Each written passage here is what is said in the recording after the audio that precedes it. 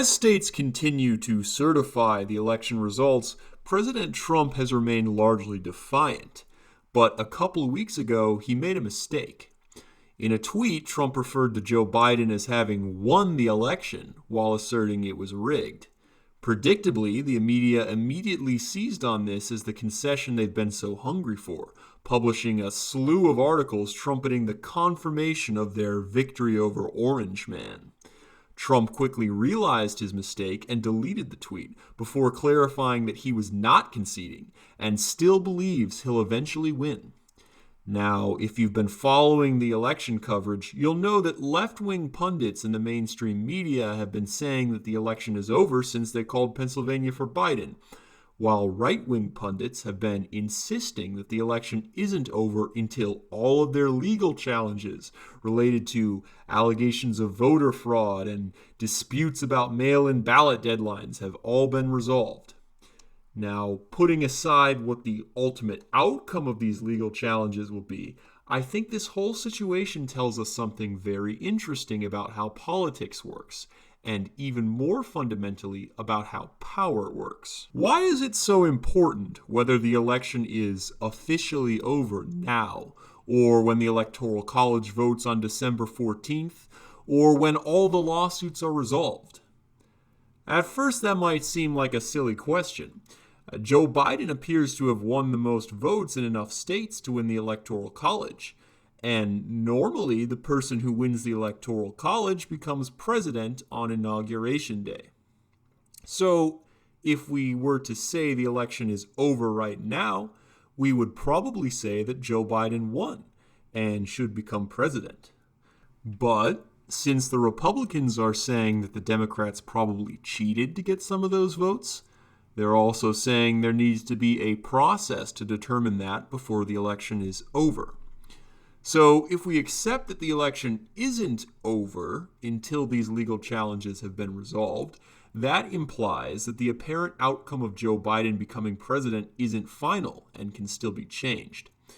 So, because right now the status quo is that Joe Biden will become president, Democrats and their supporters in the media have nothing to gain from the election continuing, while Republicans do.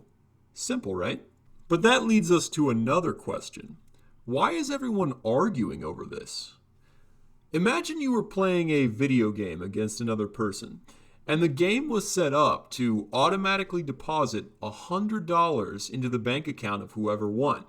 And once this money was deposited, it was irreversible. If you lost the game, but you suspected your opponent of cheating, you might be angry and call them a cheater or even say something rude about their mother.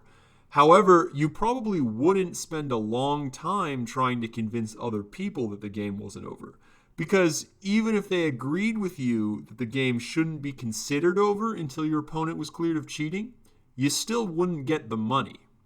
Likewise, your opponent who had the money might deny being a cheater, but he probably wouldn't waste his time trying to convince other people that the game was over. Whether they believed him or not, he would still have the money. The very fact that Democrats are trying so hard to assure everyone the election is over tells us that despite what they may claim, it isn't. That doesn't mean that Trump is going to win or that he's in the right. But it does mean that there is some salient difference between the scenario I just proposed and the one we're now facing. So let's try to think about what it might be. When the prize is money deposited automatically by a video game algorithm, there's no way to change the result because you can't persuade, pressure, or threaten an algorithm. But when the prize is power, things aren't so clear-cut. Like other types of power, the U.S. presidency is not a material object you can factually possess or not possess, but a social construct, which means nothing unless other people accept it. I could declare myself to be president right now, and if enough people accepted that, then I would be president. Now, obviously no one would accept it, so I can't do that. But Trump and Biden, on the other hand, can, and are. But hang on, you say. America is not some third world dictatorship. We're a democratic nation of laws. The president is decided by who wins the election according to the laws of the election. Ah, my mistake.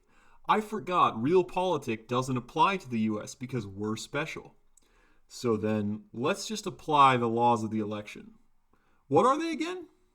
According to Article 2 of the U.S. Constitution, each state shall appoint, in such manner as the legislature thereof may direct, a number of electors to vote for the president. Meaning, regardless of the result of the popular vote in that state, the legislature can technically appoint whoever they want to vote in the Electoral College. Or does it mean that? All of the disputed states do have Republican majority legislatures, but they also have state laws and constitutional provisions which obligate their legislature to appoint electors according to the popular vote. But wait a minute. The Constitution's Supremacy Clause says that state laws can't supersede the U.S. Constitution. So is that what's happening here? To find out, I guess we'll have to ask the elder scholars of the Supreme Court. Oh, and what a surprise! Republican-appointed justices like Kavanaugh, Gorsuch, and Alito seem to think that it is, while Democratic-appointed ones think that it isn't. What a strange coincidence that their interpretations of the centuries-old official rules of government just happen to line up with what would have to be true for their preferred candidate to win. Of course, this is all nonsense. When President Trump was impeached last year, the formal charges were that he had obstructed Congress and abused his power by allegedly offering military aid to Ukraine on the condition that their government open an investigation into Joe Biden's son Hunter. Now, theoretically, there were 2 points of contention there. Whether President Trump really did that, and if he did, whether it constituted abuse of presidential power.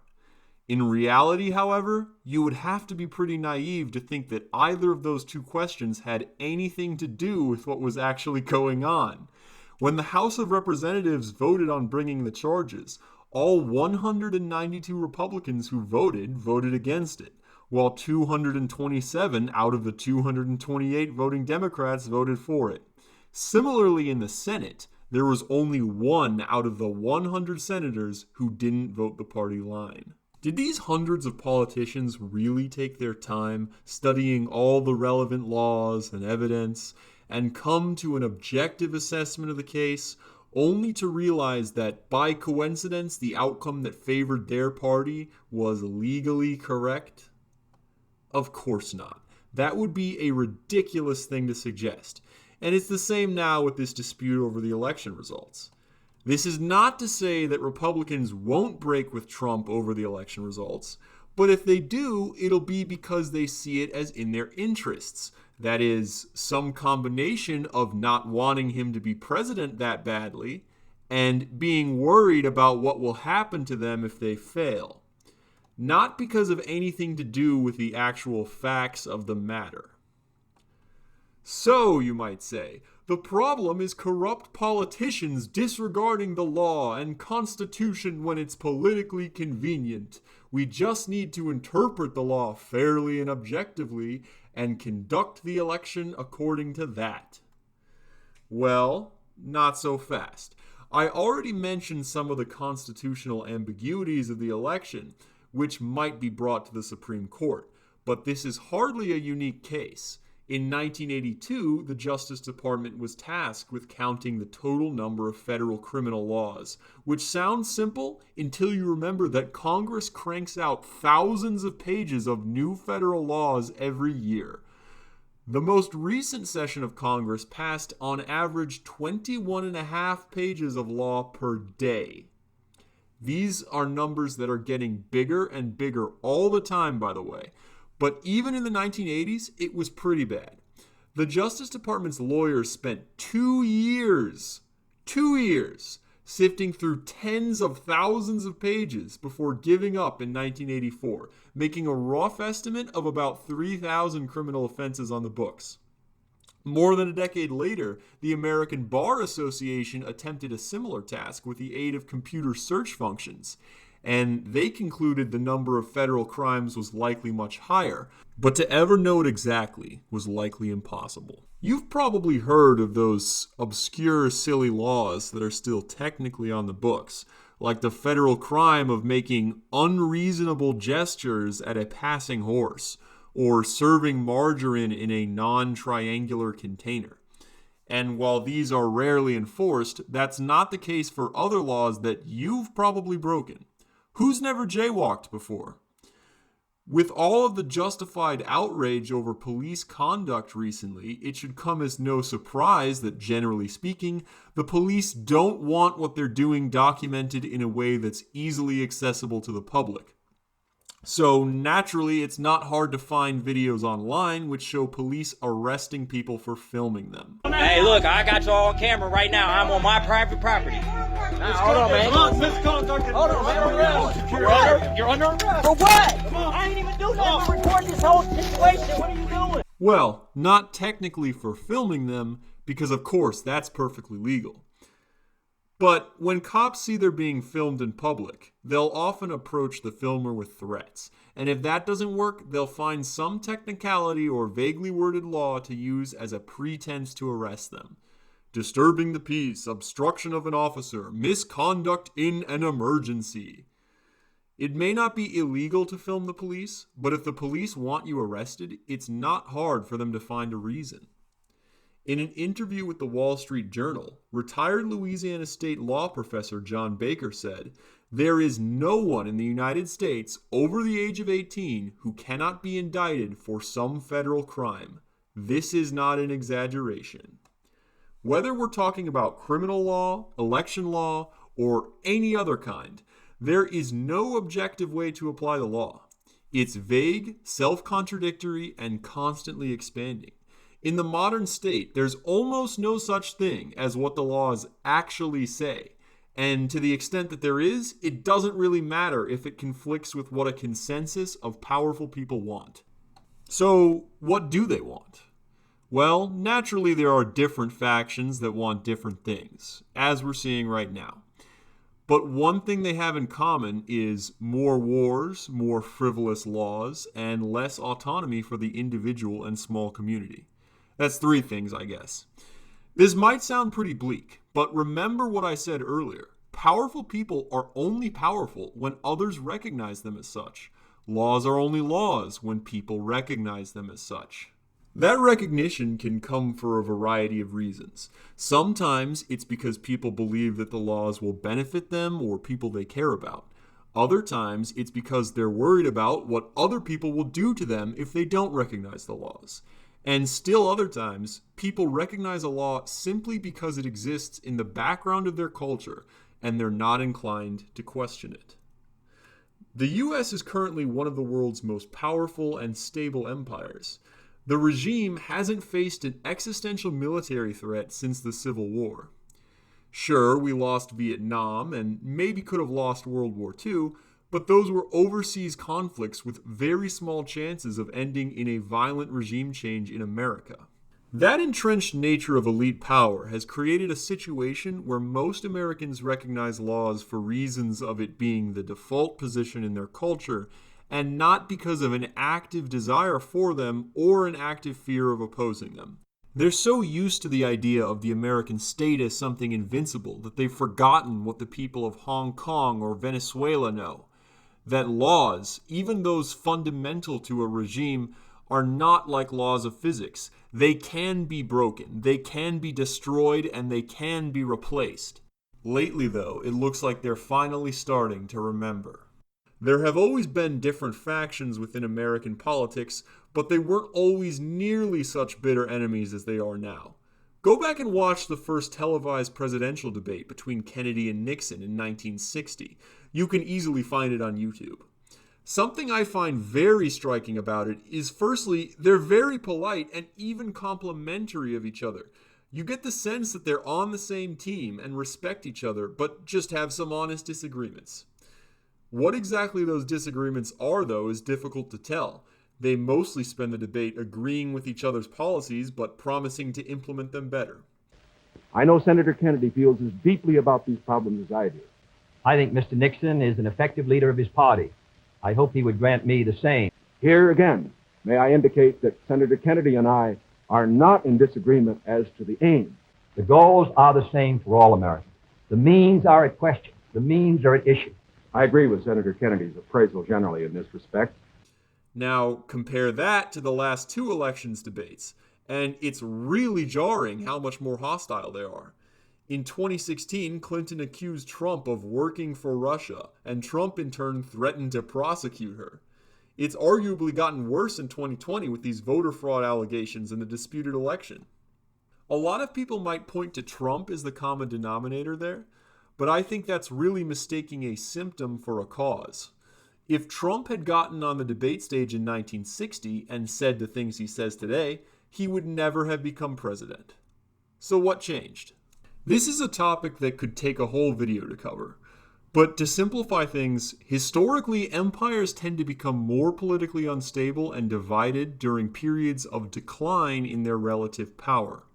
China's decline relative to the West led to the escalation of factional tensions, and eventually to the collapse of the Qing dynasty. Russia's defeat in World War I led to the Russian Civil War, and so on. When things start getting bad, people start questioning the default assumptions of their society and its ruling ideology. People stop trusting the media and official channels. People start challenging the legitimacy of fundamental state processes. Sound familiar?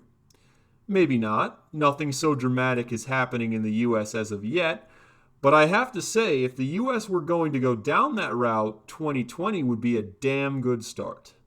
Between the endless and seemingly unwinnable wars in the Middle East, the skyrocketing national debt, the rise of international rivals like China, as well as the ongoing transfer of American power and authority to international organizations, it seems likely that the US has entered a period of decline, and its political polarization is probably not unrelated. A lot of people talk about this increasing polarization like it's a bad thing. And if your primary concern is safety and security, then it probably is bad. But no matter the outcome of this particular power struggle, the wars aren't going to end, the debt is going to keep getting bigger, and it doesn't look like the looming crisis is going away anytime soon. Some 2.5 centuries ago, the immortal Patrick Henry asked his countrymen, "Is life so dear or peace so sweet as to be purchased at the price of chains and slavery?" Well, sometime this century, Americans are going to have to ask themselves that very question. So as we listen in the coming days to these rival imperial factions begging us to recognize their power, to give them legitimacy, let's think about that. And let's think quietly. If you've listened this far, I want to thank you for your consideration, not just of my ideas, but of ideas, period. Even if you militantly disagree with me, the fact that you've listened to me ramble for 17 minutes means you care about the future of the world, and that already puts you way ahead of the game in my book. If you're interested in exploring more ideas like this in the future, consider subscribing to Springtime of Nations and leaving a like or a comment to help us out with that notorious YouTube algorithm. Thanks, and see you next time.